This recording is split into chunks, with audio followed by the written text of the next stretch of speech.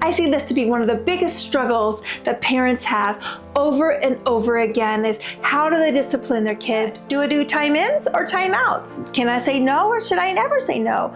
Should I spank or should I hug them more? And when I have to discipline my kids, am I frustrated with them?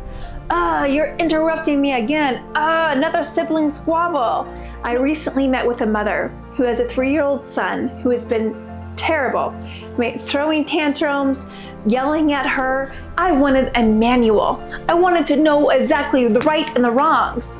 But as always, the Lord does care about the heart. And what He showed me changed everything. Okay, moms, today we're going to talk all about discipline. If you're anything like me, that word discipline you have a finicky relationship with it. I see this to be one of the biggest struggles that parents have over and over again is how do they discipline their kids? What is biblical parenting all about? And for a lot of us, all we know when we become parents is we don't want to do it the way that we were disciplined. We don't want to have fear and shame and an authoritative crushing over us. And so we end up actually going to the other extreme. And there's a whole lot of popularity out there right now about gentle parenting and how to parent without ever saying no. We're going to dive into some of that too and ask the question, is that even biblical? But first we have to go to the heart. God is always more concerned with the heart than the to-do list and the rules. I am Whitney Milton and I'm a homeschool mom of 4, and this is my channel and it's all about the refining process of motherhood.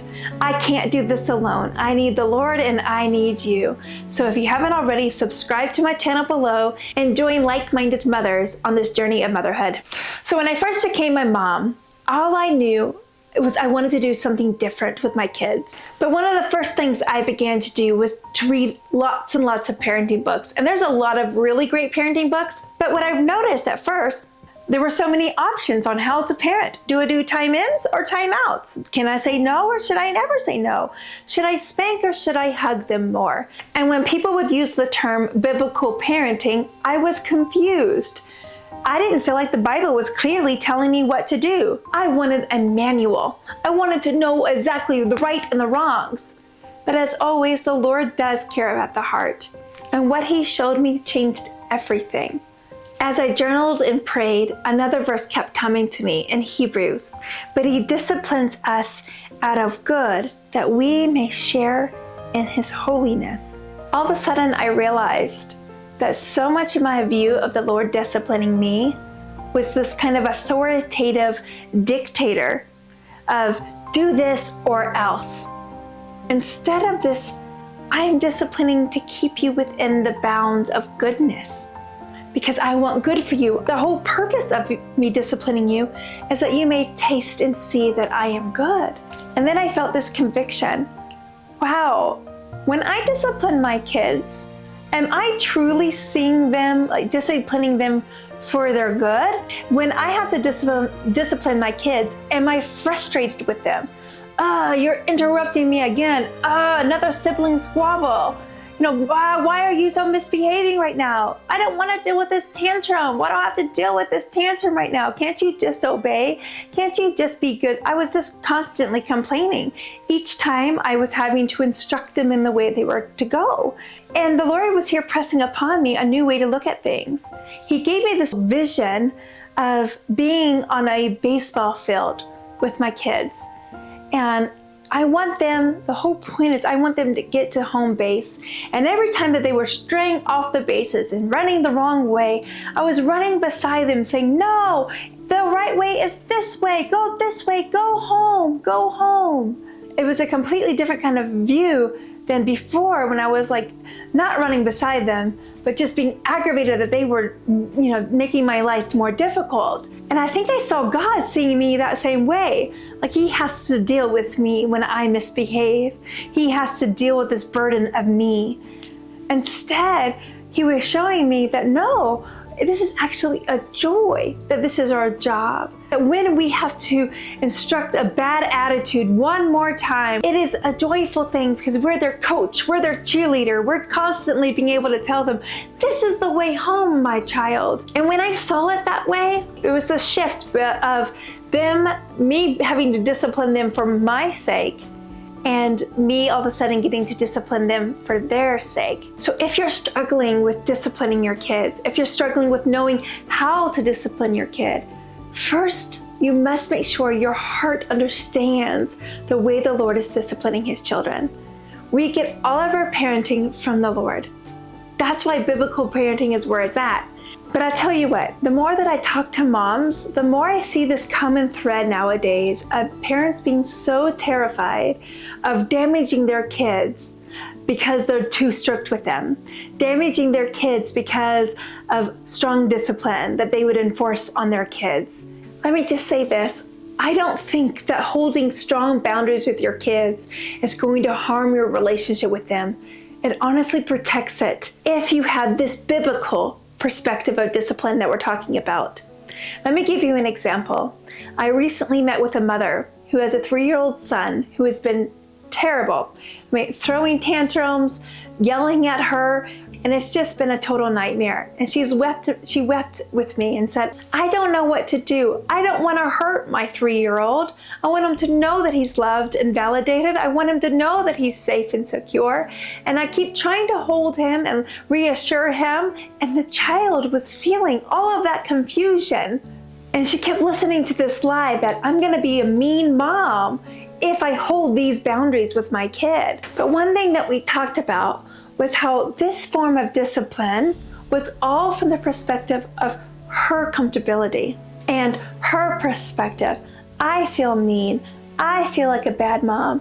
I feel uncomfortable. I encouraged her to shift her entire view towards what the child needed, what was best for him. What mother, if she saw her son literally step outside of a secure boat into a shark-infested water, wouldn't jerk that son out and say no and do anything to get her son to understand that this is dangerous? Well, the Word of God says that sin is that dangerous.